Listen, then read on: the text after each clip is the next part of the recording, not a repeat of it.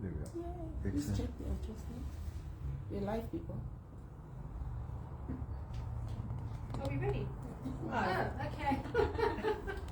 Check. Well, welcome everyone to Profound Books for our monthly book talk, and today we have Mark le Foncé with us. Hello. So Mark is one of our authors that has been with us since the start of our bookstore. He's made a really big change. He's a businessman. He wrote a non-fiction book, which is the first book that came out, which I read, and I absolutely love that book. In fact, I insisted that my husband read it so that he can see what a stunning wife I actually am. But Mark has done a dramatic change, and he has now launched a children's book. That's a very, very big change from beforehand. Mark, tell us a little bit why you decided to make the change to children's fiction. Well, the first book I wrote was more a case of, it was a memoir. It was about a horrible experience in my own life, divorce and children and etc. So I was advised to write my story down. Never intended to publish it, but it became published and it did well. So then people wanted to know more and they wanted to speak about it. And you know what, from my side, it was a negative experience. I didn't want to stay in the negative experience. And decided, well, obviously I could write, people like it. And then I took some courses and started fine-tuning my craft, and then the next minute we've got a children's book. I just want to ask you a little bit about that process before we jump into the book, because I do find that there are a lot of authors who start writing in a certain genre and then they find their voice in another place. That can become quite difficult because people want to be stuck on a thing, or they think that their audience is not going to release them to write a different kind of genre. How did you find that process? Was there any kind of kickback from people to say, why are you not writing the next book in the original series? Why are you now becoming a children's author? Well, the original series is people are still asking, are you going to write more? Because there is more to that story. It's just from my own mental mindset. Like I said earlier, it's a negative space to be in. Yeah. I'm not here to stay in a negative space. It Yes. was, for me, I wanted to be positive, live my life accordingly as well. And this has been also a great tool to use my imagination, use my artistic flares, and to create something new. Mark, you've got children. Yes. So you've done quite a strong single parenting journey. How much of an influence was that on your book? Very big influence. So the book itself is written obviously based on real life events, although it's fantasy, a very strong fantasy in fact.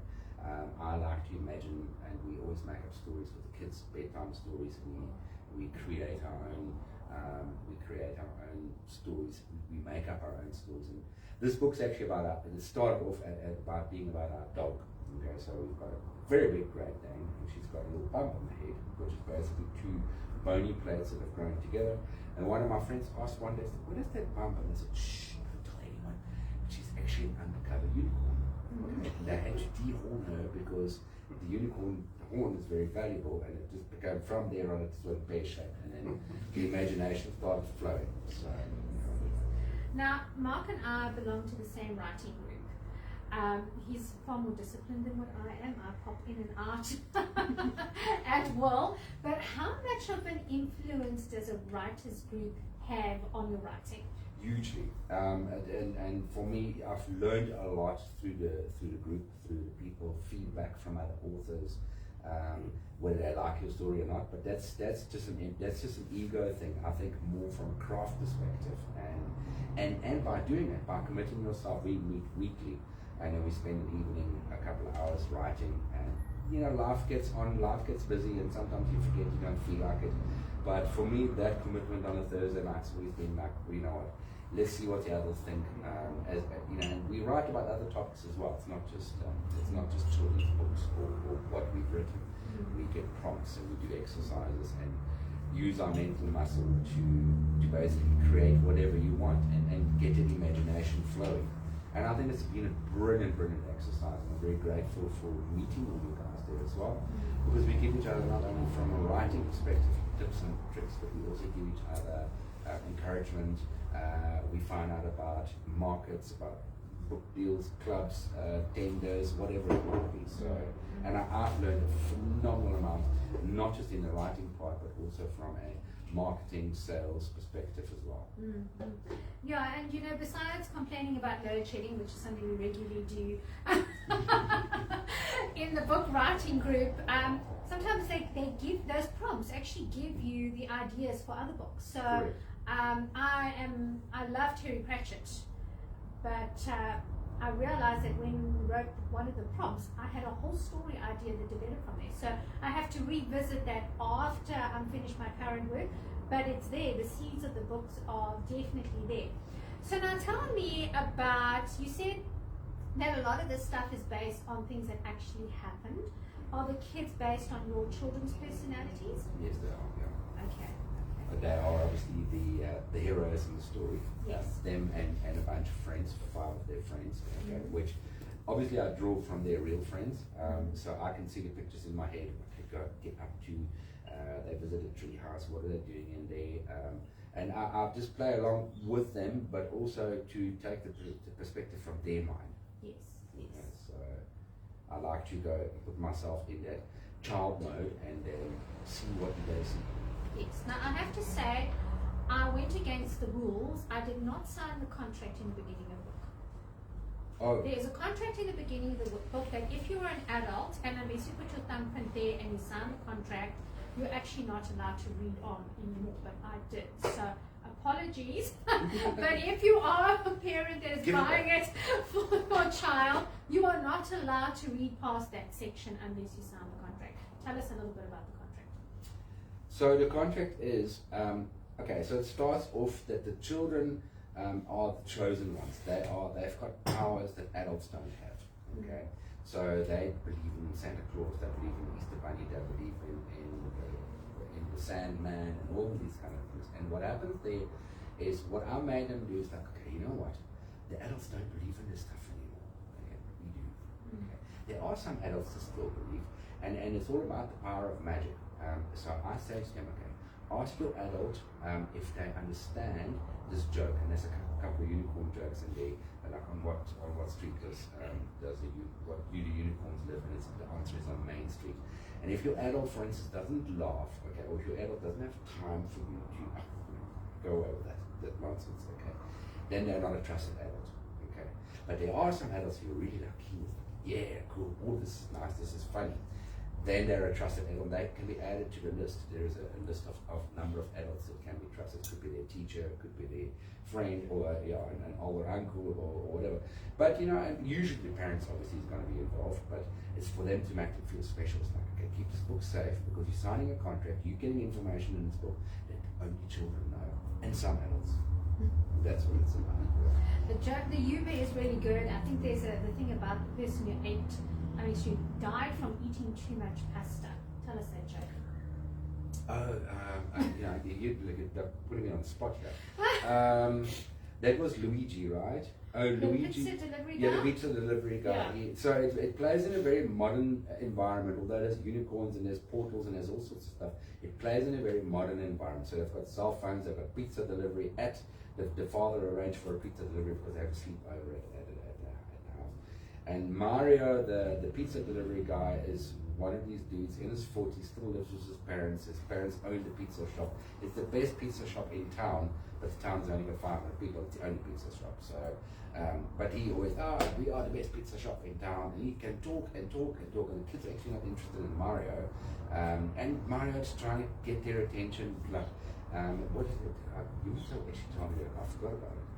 There's the guy that died from eating too much pasta, and you said he passed away. Oh, yeah. So Mario goes, and it's all the accents in there as well. It's like, I'm going to tell you an Italian joke. Why did the guy ate too much? What happened to the guy that ate too much pasta? He passed away.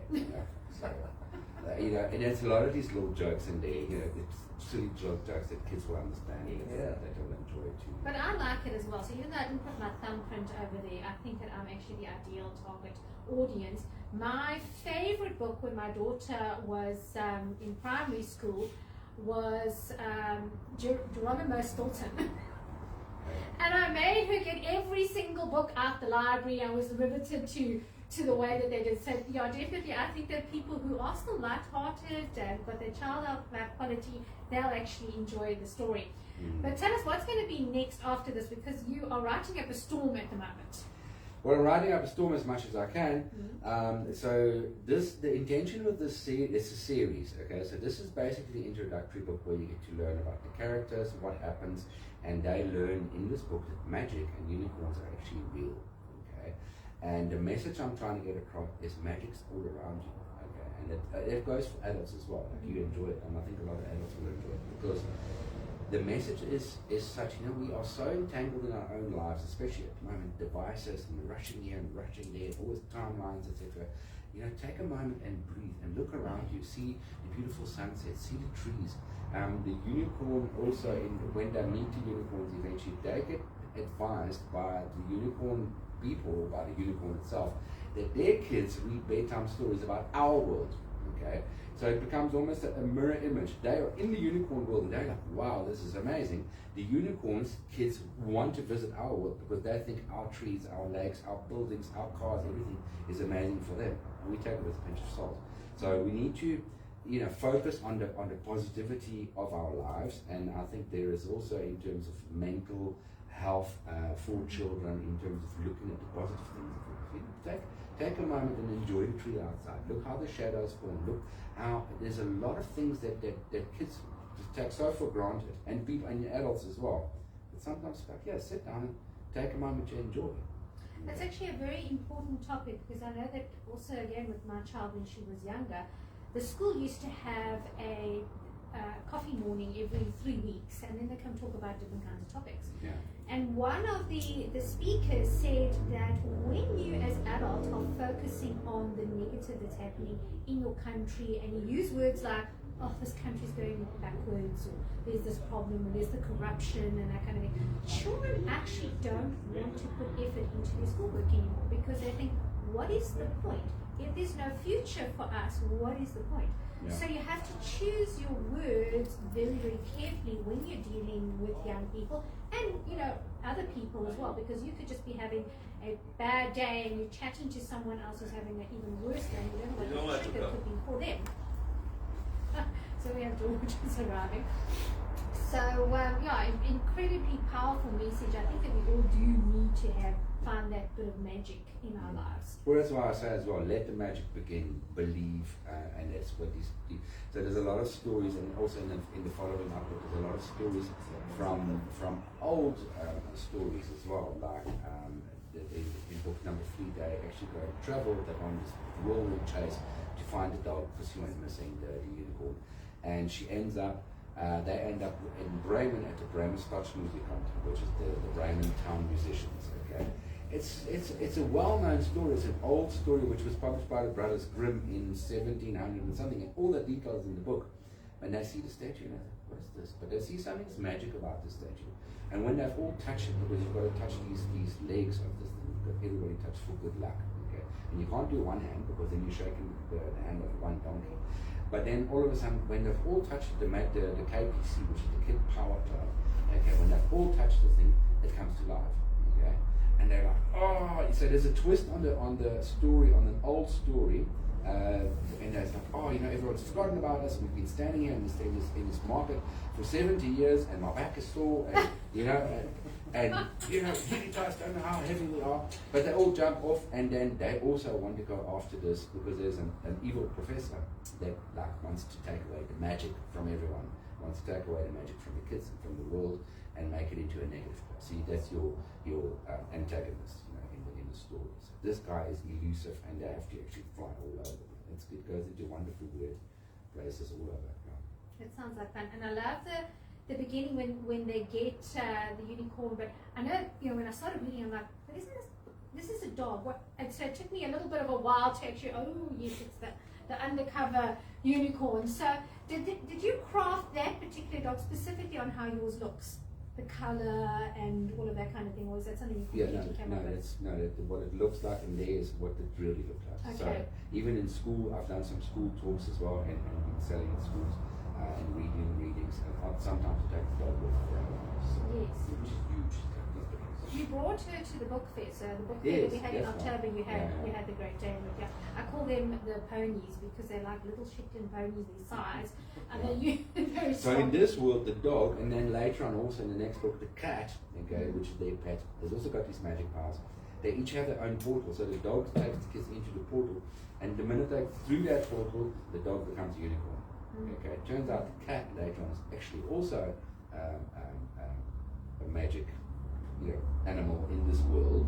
Okay, that will take them to another portal because they have to save the dynasty. It's the Dilva dynasty is under threat because people are no longer believing in magic.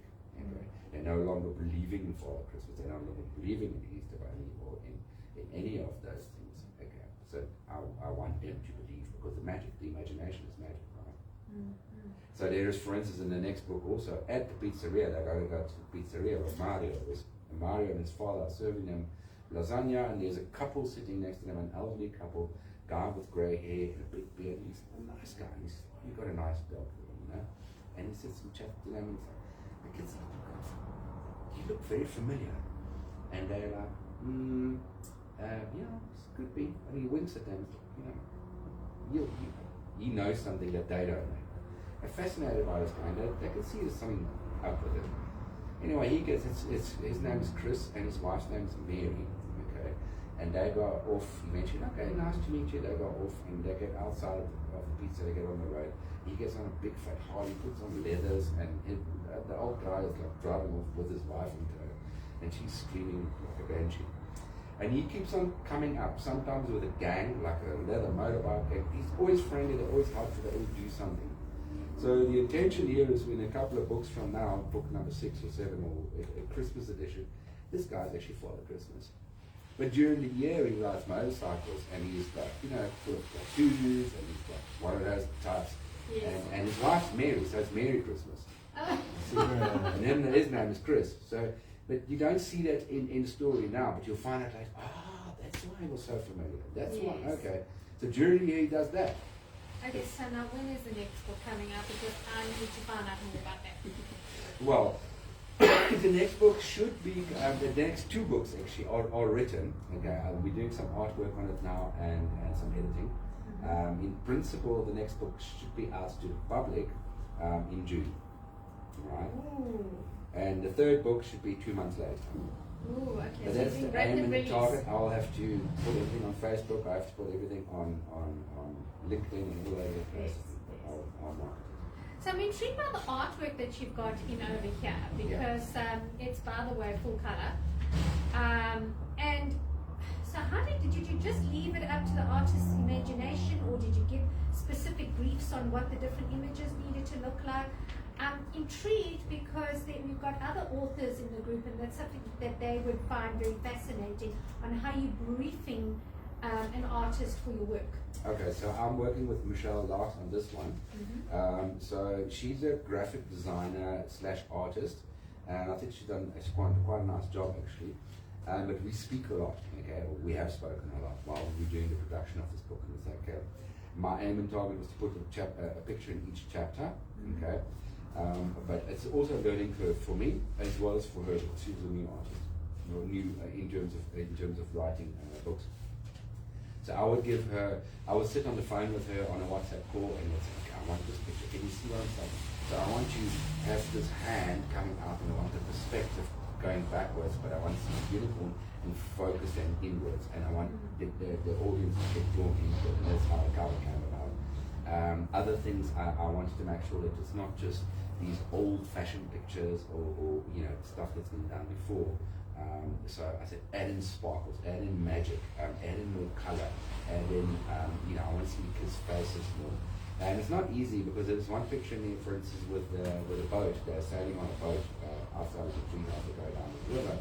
And the boat hasn't got sails, but the fireflies that were summoned, okay, and Ilva whistles as a dog. She now has these magical unicorn flies, whistles, and they all go in formation, and they create a sail above the boat. So it's a light sail, basically, and they don't get carried forward. Now, to capture that magic in a picture is very difficult to do. But I still think she did a phenomenal job. Also, again, with that perspective, boat coming at you with these with these sparkling sails. It's worked out well. I'm happy with it. So here's a question, because I know that we've got people that are non-fiction writers in our audience. Yeah. The power of storytelling. Can you tell us a little bit about that in terms of taking lessons that we use in normal life as business people, as parents? How do you take the lessons of life and translate them into stories with that creativity? That the work doesn't become boring, that it stays in that it's a non-fiction, but it doesn't become boring. How do you inject that kind of magic if you were to give people advice on working with that? That's a good question. I don't know the answer. I don't know. I tend to write like I speak, so I go what I call into the zone, and before I know it, at 3 o'clock in the morning, I've done 2 chapters. Yes. And I look back and it's like, where did this come from? Sometimes I question myself, It just flows. I think once you ride in that wave, you just let the imagination flow. Imagination I've got plenty of that I do know for myself, but to put a message into it, okay, I think there is a message hidden in everything that you say. So if you let your subconscious and your imagination flow on it, you automatically find the message that you're trying to convey, in my opinion. Okay? Because if I sit and try and rationalize it or analyze it too much or too quickly, I mean, I did a skit on the next book about there's a dude called the Dreaded Druid Dread. Okay? So he comes into this, there's a unicorn where all the elders are, the wise council is convened, and the kids are summoned because they have to now save this unicorn world, and they get this amulet. But the amulets have been taken care of for 850 years by a guy called the Dreaded Druid Dread. But nobody is allowed in this wise council area, but he gets summons to come in. And this guy with this monk type of, when he comes in, and he walks in, and he's got these disgusting feet, but he's got super cool Nike or Crocs on, like bright neon, but the feet are disgusting. And you can't see the face, and you just see smoke and stuff coming out. And he's like this real Rasta dude. So he walks in, and the council says, take off your cowl. Otherwise we can't see your intentions. Okay, so who's this guy? Who's this dude? Okay, and it's a black guy, like a stereotypical like Bob Marley kind of figure, right? And initially I had the whole smoking out. I had to take that out because you can't choose. But he's like, yeah, man. And the kids don't know what to think of him. Is he the dreaded? Who's this? And he comes in, he winks at him. He's like, you know what? Everyone calls me dreaded, but I'm dreaded because I've got dreadlocks, not because I'm dreaded. You don't have to fear me. And this guy comes up all the time in the story, like all of a sudden, because this whole world collapses around him, and with these amulets, they manage to escape back to our world. Okay, but then the dog's kidnapped. And this dreaded druid, it keeps on popping up, even in our real life. Other people can't see it, but the kids can. And he's actually the most wonderful guy with all this magical experience. And he's been looking after these amulets for 850 years. And he's tired. He doesn't want to let them go. Because he now has to hand over custodianship of these amulets, which they would have to wear around him for protection, but also to have communication with the unicorn world. It gets very intrigued. I think that what you're saying over here, and I'm kind of reading between the lines, a lot of these characters become relatable because you have described them in such a way that you can actually see the person. Yes. And I find that when I read non-fiction, that injects that kind of element into it, that the person becomes relatable. You can actually hear them, you can imagine what they would say, you know what they're wearing. Then the lessons become easier when you are reading non-fiction, because they've got that kind of descriptive quality in them. I find that the books that I read that are non-fiction, if they don't have that relatability in it, the lesson, I'm kind of almost like tuned out to the lesson. It becomes more like a textbook. So I love the approach that you've got, because there's so many lessons in there. So even though it's fiction, you can apply a lot of those lessons in We your see a life. story like the Dreaded Druid Dread. What happens in that particular story is like you get, who's this guy? Okay? The message behind this whole story is don't judge a book by cover. Alright? So I don't have to say it, the story will tell it. Yes. And that's exactly what it wanted to convey. And then there's these fairies that keep on popping up, and they're not supposed to be part of the story. They can talk, shoo, go away, you're too lazy, you're much later on in the story. Yes, So yes. you keep it real in terms of there's other things, elements that will disturb you. Yes. Okay? Now there's a fairy that pops up and it sits there watching. You're not supposed to be here. Get out. You're much later on in the book. Yes, I love that. I love that. And you're right, because there's so many things we want to achieve in life, and then distractions come, and we can actually veer off and forget what your purpose is. I know that when I started writing, then I started consulting with authors, and someone said to me, be careful that at the end of the year you haven't released another book, because you're so focused on everyone else's needs. And I think that is an incredibly important message. Correct. And of course, there's a bully in the school as well, and there's magic in the next book also. It's there, because this is the introductory book. The next book also starts focusing on the bully, and the bully gets a lesson. He gets a lesson, the magical lesson from these silkworms that grow into enormous soccer ball size and eventually top bags. But this guy gets attacked in class, and he gets all his clothes eaten off. So, and then the school gets evacuated. The police is there, the ambulance are there. Like the teachers don't know what's going on because they are not part of the Kid Power Club. They can't see it. And why is this guy screaming? Why is he naked? What? And everybody gets evacuated onto the field, and they have to line up in their classes, and they sit there, and eventually this Bird King, because it's actually part of, that's his name, the bully, keeps on bullying, and he runs out naked, and all the kids, wow. And the adults don't know what's wrong with him. They think he's mad. They take him to hospital to go and see a psychiatrist, So, and that's his punishment. But even then, later on in the book, Bird King keeps on popping up as the bad one. He starts changing. He now starts saying, there's another way about being a bully. Let's rather be friends. Let's rather cooperate. Let's rather, I love that. Yeah. Does anyone have any questions, Mark? We have an avid note taker over here. John is with Well, us. I just made a few notes. I think when you were talking about writing groups, I was very interested to hear about that. Yes. Because I became a member of a writing group, 3 people, 2 men and one lady. Yes. Both good writers. And that was about 6 years ago. Now everybody turns up at different houses every month. Okay. There's about 8 of us. And they're all good writers. And you were saying how much it was a help to you. I found that very much so with me. Really have, because you go there and there will be some criticism or suggestions. I never see the criticism, but you learn from that. And they're all good friends. I've known most of them for a while, and I find it very useful. And that's once a month, not every Thursday night. Yeah, we do about 3 hours every Thursday night, and then I carry on still afterwards. Oh, good. I think you mentioned about being more aware of the world and people around you. I found in writing, I found that very useful. I'm in a cafe somewhere and having coffee. I'm trying to survey and trying to imagine what that lady does, or what's her life like, or this guy over here. Yeah. It's fascinating to do that. I've become more. I think I was always observant, but I'm far more alert now to that kind of thing. It's also, I think, being able to filter out the noise. So you can sit in a cafe and you can have 100 people around. You have a lot of noise, but you can filter it out. Yes. I've got capacity to do it. Some people are like, how do you do it? Yeah. I think, filter out what's not important. Yeah. Because we are so busy, always walking on eggshells for other people and trying to please them. And you know what, even when you're writing, people criticize, but should you really be saying, yes, I'm saying it. Okay. You will not be able to please everybody in your book. No. Right? Yeah. So that's the thing. And you might get criticism for it, and so be it. Yeah. Sometimes linguistic things, that happen. Yeah. But the theme and the order, that kind of thing comes in much more.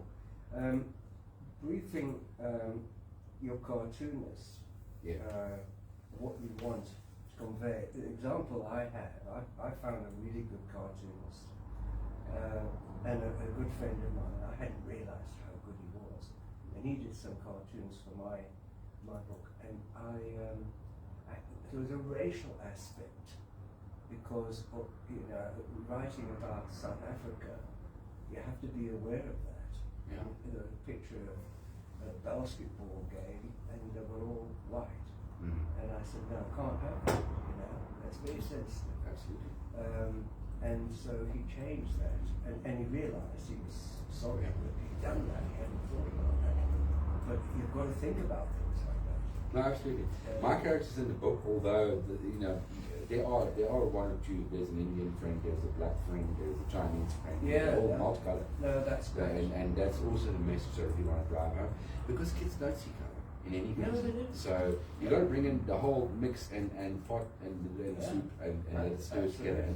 And yet they have each their own different character.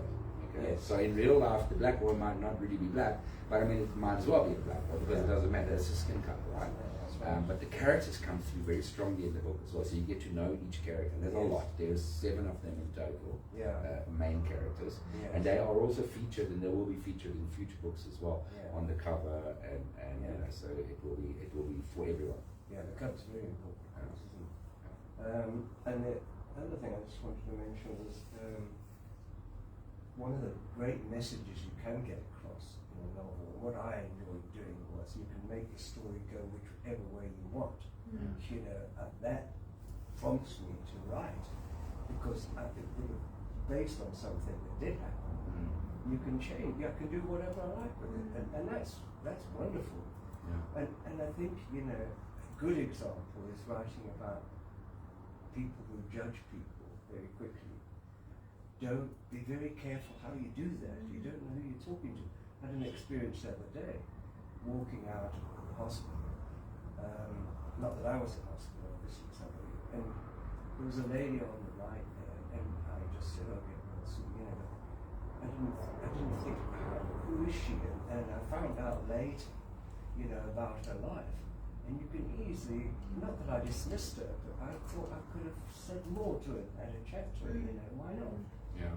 So it opens up yourself as well in thinking about and how you can. I'm really angry with myself when I do it. And we all do it sometime. Yes. And you can bring that out in the book. Well, it's purely about creating awareness. You can't change people, right? No. So this person might not live according to your standards, or that one does, but it doesn't mean to say that particular person is wrong. Or so let them live. And again, filter out the noise and work with people that you can work with and those that you can't work with. Yeah, that's right. You know, I mean, even working with other authors, I mean, okay, that one's writing style's very different than mine. It's not what I would do, but you know, if it works for that person, then it works for that person. Yeah. You know? And good on them, because at least they're creating something. That's right. And I think being creative is also part of the process that grows you as a person. Indeed, yeah. Yeah. I found it very interesting. Hey, thank you. You've made so many good points there. So.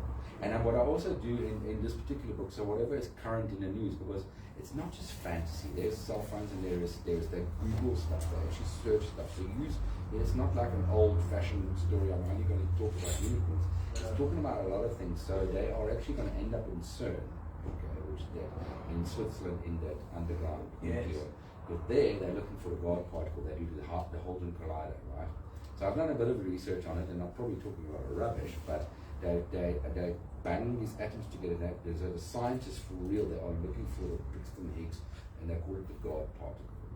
But this Dr. Manfred Bloom, or Professor Manfred Bloom, that they are chasing, the evil one. Okay, he's taken the dog there, the unicorn there, because he's trying to suck out the elixir, and he wants that God particle. He needs to combine the two in order to gain world domination. It's all like. But I do use real topics, and I do use real scientific things as well. Okay. And then, for instance, like there was recently with all these Russians going into Ukraine, we had oligarchs. And I was like, what the heck is an oligarch? You know, like these people that are in power. So that features in the books as well. They're called oligarchs. They're tiny little elephants that climb up and down trees and make a lot of noise. Okay. So you just change what's real. It's like, what's an oligarch? Don't associate with those because they just want money and power. They just they'll do anything to get rich. Yeah. No, that's great. Thank you. I have a question for one of the people in our audience. George, you have written and you have some good guides inside there. How do you use the power of storytelling to craft your message? Because you're a non-fiction. Well, I didn't in my first book. I've just learned how to do it. So I'm working on book number 2, and it has stories from my background and from people I respect who have had, shall we say, negative stories, but turned out good in the end. And yeah, so definitely more storytelling rather than just facts, which is tends to be boring. But I'm learning. I'm all still a learn. long way from perfecting these things. No, it's lovely. It's a nice learning curve. It always is. I think it's also, it makes you reflect internally as well. Because sometimes you look at your writing and say, what did I just write? Why did I just write it? Not that I analyze everything or overanalyze everything, but it's like, it's interesting that comes out of that, and you can actually usually relate it to an event in your own life, or something you've seen somewhere, or something that you heard another person went through. It's like, oh, that's where it comes from. It's almost like dreaming, right? And it can be incredibly therapeutic. I mean, my father passed away last year, and the night before he passed away, I wrote a scene for my book, and it actually was a dead scene. And I put on some music that I associate with my dad, and I wrote that scene because I had to let go. So it was very therapeutic for me, and I actually have to re-look at that scene because I haven't looked at it for a while, and just look at I cried right throughout writing it, but it did have the effect that when my father did pass away, I didn't feel it in the same way that I would have if I hadn't written that scene, because it was my saying goodbye, being ready, emotionally ready, because we went to go see him the night before, just a few hours before he passed away, and so I was then ready to let him go. So things that writing is incredibly powerful, and sometimes those lessons you can pass on to the younger generation. But John, tell us a little bit about your book, considering that you are the other published children's author in the group. About my book? Yeah, well, it's not a biography. I was a teacher in high schools and ended up at St. Peter's Prep School, St. Lawrence College, and St. Albans in Victoria. And I used a lot of examples from school, and the thing I really enjoyed is I can make it go whichever way I want to. And that gives you a hell of a lot of confidence, to change things based on what actually happened. One of them, and some of them I made up as well, but a lot of them did come from things that happened. Schools I taught at in England and out here. But one of the examples, just to give an example, was a wonderful English teacher, a grade 5 teacher, grade 6 I think it was, at St. Peter's, and he went in one day with a starting pistol, which is not dangerous, but he got there early and everybody sat down, and they were reading the poem The Charge of the Light Brigade by Tennyson, and we got to before the 5th verse, where it said, cannons to the left of us, cannons to the right of us. When he read this, the pupil, he discharged the gun underneath and I actually heard the bang.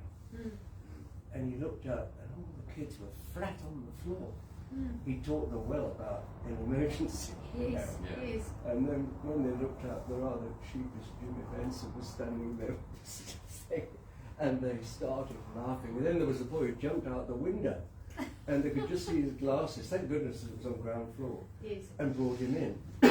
And that kind of thing. Yeah. And it was, I remember the story so well. I mean, and those children, imagine, will never ever forget that way ever since. And I'd like to hear what they have to say today. See, what I'm also trying to do here is, like, obviously with the power of storytelling, especially when it comes to kids, okay, you got to let your imagination flow. Don't give too much away. So one of the best compliments I had was from a friend of mine. She's got 2 kids, and they're more a family that are into iPads and computers, and they don't do much about books. So the mom read the story to us. She obviously, Uncle Mark wrote it.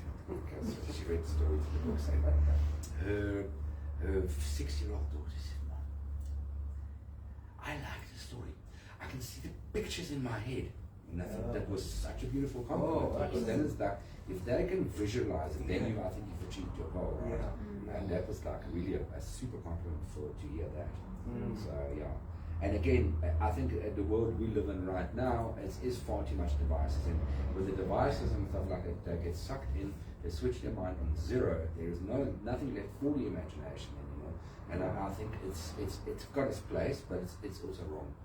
And I'm trying to, with hopefully with some funding or with some investors, I'm trying to work with students now to develop an app, okay, which is a game based on the story. And then as you get deeper and deeper into the game, because these guys get so sucked into their game, when you get to a certain like a level block, okay, you now have to find the answers in the book, okay, read the book, find the answers in the book before you can carry on with the story. So and thereby I want to try A, marketing for me, and B, also for kids to pick up books and read. The answers are in the book, you got to read it.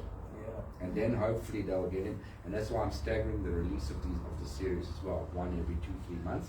Okay, keep the momentum going on it, keep the journey going with it, because attention spans of kids at the moment, if you give them a book like this, they're never going to read it. You can't do thick books in 500, 600 pages. The same goes for adults. We are so fragmented as a society, we cannot sit and concentrate anymore. So give it to them in small doses, and I think that hopefully will work, especially with an app. Playing it. Oh, I want to get further, I can't. Now you got to read the book. Do you use a lot of direct speech? Yes, yeah. That's one Dialogue and direct speech. I didn't do enough dialogue, I don't think. I think I needed to do more of that. I think dialogue's very powerful. There is, I don't know if it was in this book, in the next book, there at the airport. There's a lot of noise because Chris rocks up on his bike with the whole Harley gang, and it's just deafening noise. And then the kids were screaming at each other, like, do you see that's the guy from the pizzeria? And the guy, what did you say? It's the guy from the pizzeria. So I'm putting that all in that context after. You can see the kids, they're like screaming it. And then the other one says, I think that's the guy from the pizzeria. But that's just what I said. No, but I said it first. You know, that kind of dialogue. Because it's typical kids. Okay, that's him. No, I told you it was him. I already saw him first. I love the animated where you speak about the characters. I can actually imagine them. I have a question now that I'm going to ask Megan to step in over here, because for many years Megan ran a writers competition. Out of the winners that you've had in the short stories, how strong has dialogue come through in the winning categories? Quite a bit. As somebody who won most of them over the years, quite a bit. Although there was the one year where I came third, and it wasn't so much dialogue, but what I had an android character and a girl, and every section was alternating between them, and it was also the paragraphing wise, because the girls got big paragraphs, they went smaller, and then the androids went smaller to bigger as they transfer of consciousness and that, but dialogue is, I've always added quite a bit of dialogue to mine. Because also in the way you speak in dialogue, you could put a character, a persona across, a type of. So there's one boy, he's very scientific, he doesn't believe in all this nonsense, but he's got a gadget for everything, because mom buys him a gadget for this and a gadget for that. So they go camping and they can't find a can opener. Oh no, he's got one on, finds all these gadgets, but he always says, whenever magic happens, this is scientifically impossible. But he's forced to believe, right? Because it's happening in front of his eyes. But eventually he's convinced, every time. But wherever he speaks, this is scientifically impossible. Because he always wants to know everything's in Language is very important. I'm busy writing a book at the moment, and there are a set of Marines in one section of the book. So I found this website that's called Marine Parents.